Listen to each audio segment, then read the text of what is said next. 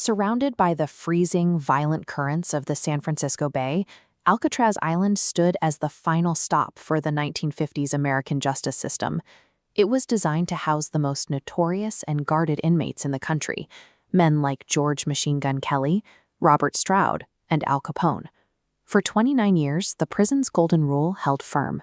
36 men tried to flee. Every one of them was either caught, shot by the tower guards, or disappeared into the freezing Pacific Ocean. Alcatraz was more than a physical cage. It was a psychological tool. It isolated men in maximum security blocks to remove even the smallest hope of a successful escape. Frank Morris arrived at Alcatraz with an IQ of 133, placing him in the top 2% of the population. He was a bank robber who had spent nearly his entire life moving between foster homes and prison cells. He was joined by John and Clarence Anglin, brothers who grew up swimming in the treacherous waters of Florida, and Alan West, a thief with access to the prison's maintenance tools and paint. The architects of the island built a system to contain brute force.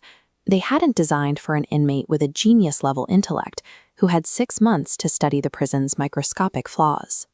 The men identified a primary vulnerability in the prison's aging structure.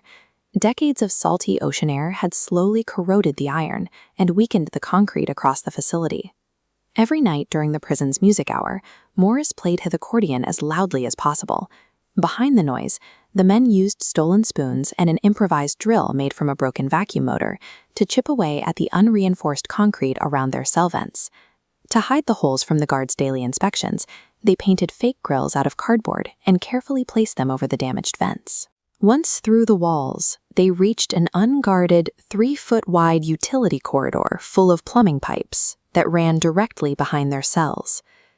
This narrow shaft extended 30 feet straight up toward the roof, giving them a hidden space to begin manufacturing their escape equipment.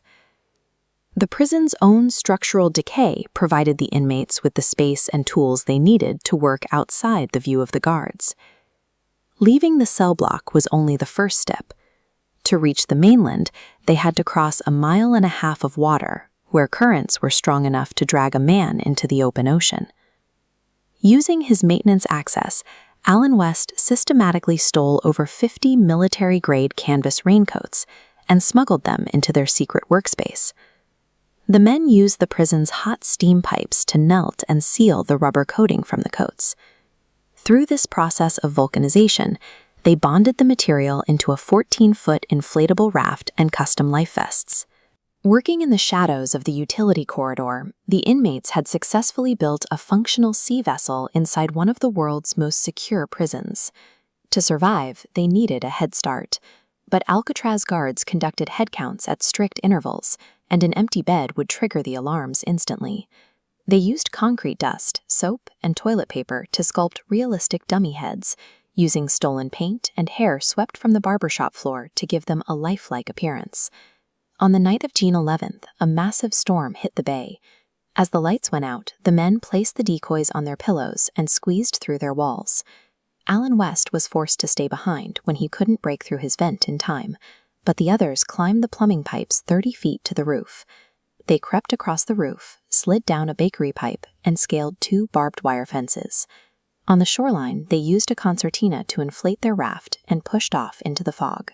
Their survival now depended on a psychological trick that left the guards looking at empty beds for hours. At 7:15 the next morning, a guard approached Frank Morris's cell for the routine head count. When Morris appeared to be sleeping in, the guard reached through the bars and shoved the back of his head.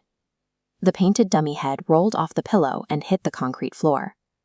As sirens wailed, the federal government launched the largest multi-agency manhunt in American history, scouring the bay for any sign of the 3 men.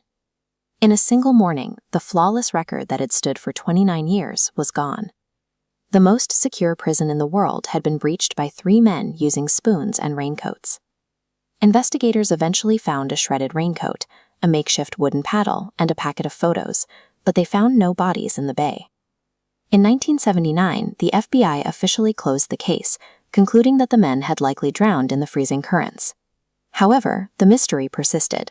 The Anglin family received unsigned Christmas cards for years, and a 2013 letter, allegedly from John Anglin, claimed that all 3 men had barely made it to shore that night.